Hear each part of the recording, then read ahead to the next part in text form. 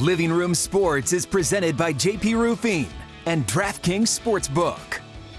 Good evening, everyone, and welcome to a special Living Room Sports here on KDKA-TV. Bob Pompeani, joined with my colleague Rich Walsh, and we have a lot to get into with three gentlemen who have a tremendous history with Augusta National and the Masters. We begin with a two-time Masters champion, Bernhard Langer, one of the great ambassadors of the game. And Bernhard, thanks so much for joining us. I want to ask you first about how do you continue to look so young, my man? Well, thanks, Bob. It's my pleasure to be on. And I have no idea. I guess I have good genes. My mother's 97, still alive. My dad passed away at 86. So I guess it comes down to genes mostly, but I do exercise, and I'm, as you know, play a lot of golf, which is good to walk outside in the sun, get a lot of vitamin D and a little bit of movement. All of that helps. Well, we love playing golf too. Not quite as good as you, but we play. What I want to focus on your championship here in a second, but first I want to ask you about last year and how you played. And you set a tournament record at 63. How did you do that? Yeah, it wasn't easy. It's a huge challenge for me nowadays to compete at Augusta because the course has been lengthened, as we all know, and I'm getting shorter, the course getting longer. That doesn't match. And all these young guys, as you maybe remember, I was paired with Rory McIlroy and Bryson DeChambeau on Saturday and Sunday last year's Masters in November, and they're two of the longest guys in the game. It was like watching David and Goliath. You know, it's ridiculous how far they hit it, and they're hitting 9-irons and wedges into greens, and I'm going with 3 hybrids, 2 hybrids, and it's not the same game. But yeah, there's always a way. If you can control your golf ball and the short game is good, you can still put up a number that is pretty respectable. Bernhard, you've had quite a history there. You've won it twice, but you've been in the top 10 7 times. You always seem to be around. What is it about Augusta National that suits your game, or is it just a case where, you know, guys who are good from 150 yards and in, and you are in that category, can do some work there regardless of the length off the tee? I've always loved that golf course. It's just, I used to even love it more when there was no rough because it was about angles. The first time I played it, I made 11 3-putts in 2 rounds. So 36 holes, 11 3-putts. Wow. So I learned my lesson quickly, and I spent a lot of time, you know, studying the greens, putting different angles to different pins. And it's been a lot better ever since. Well, we love the course. I've never played it. I know Bob has, and I have a ton of favorite holes from just watching it. What would be your favorite? I mean, you look at Amen Corner, you look at the par 3. Do you have a favorite hole on that course? I do, and for me, it would be 13. It's just one of the best par 5s in the world. It's a risk-reward hole, and it takes 2 really good shots for me to get it on the green. Sometimes if it's into the wind, I can't even get there. It's a hole where you can make eagle and you can make a double or triple, and we've seen it all. But it's not just that; it's also beautiful for the eye. There's phenomenal azaleas there in the trees, and it's just a gorgeous hole and plays very well.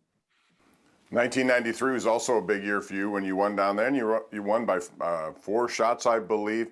What is it like, Bernhard? By then you were an experienced guy at the Masters.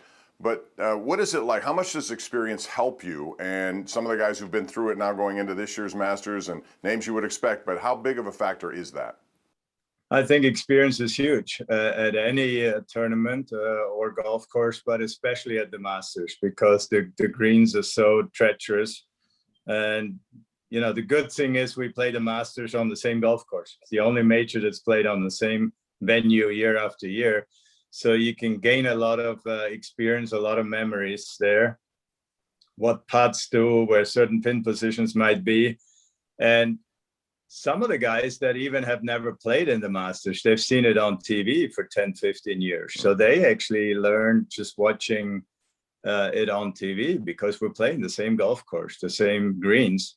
So it's actually easier for the new guys, I think, playing at the Masters than playing any other major, you know, where most of us don't know the course very well either. So Saturday night, after the 3rd round, you're near the top of the leaderboard. What's it like? Can you get any sleep thinking about that final round? Yeah, it's something that you have to, you know, you learn over the years that you just try and take it as a normal tournament, but you know it's not.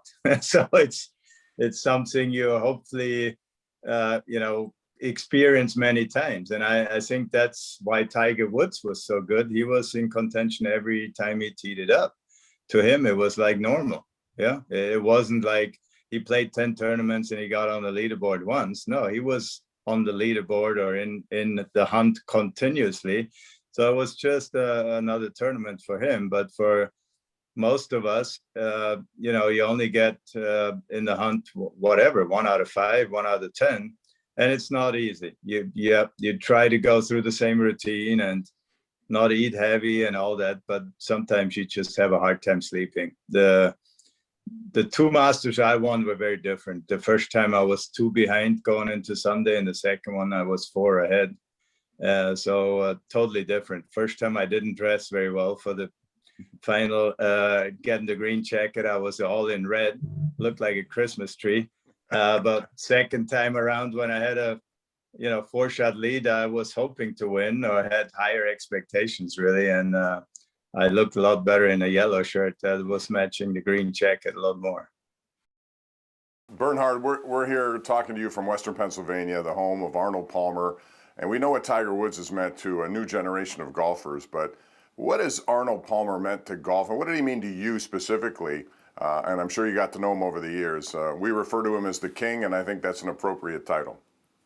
Absolutely. There's, there was never one like Arnold, and maybe never will be one like Arnold. He was just, as you said, the king of the game, and we are so grateful that Arnie played this game, and the ambassador he was for the game. The way he treated people showed us so much.